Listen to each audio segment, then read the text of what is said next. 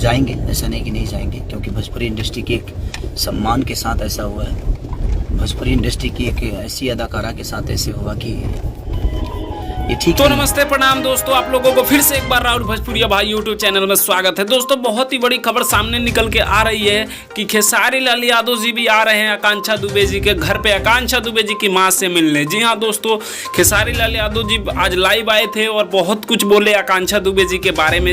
जी हाँ दोस्तों, आपको बता दें कि अभी तक खेसारी लाल यादव जी क्यों नहीं आ रहे थे, क्योंकि वो जो कि था वो दूसरा मैटर था और खेसारी लाल यादव जी एक फिल्म की शूटिंग कर रहे थे, जिसके कारण वो नहीं पहुंच पाए सबसे पहले। तो देखिए यहाँ पे खेसारी लाल यादव जी भी जाने वाले हैं आकांक्षा दुबे जी के घर पे आकांक्षा दुबे जी की मां से मिलने।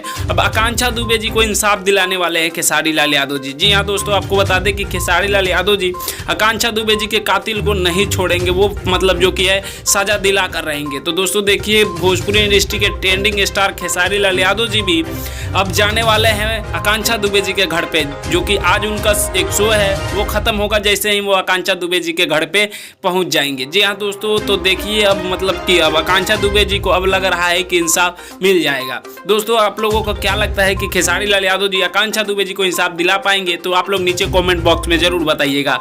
बाकी मिलते हैं आप सभी से जल्दी नेक्स्ट वीडियो में। मैं सूरज पासवान, आप लोग देख रहे थे राहुल भोजपुरिया भाई।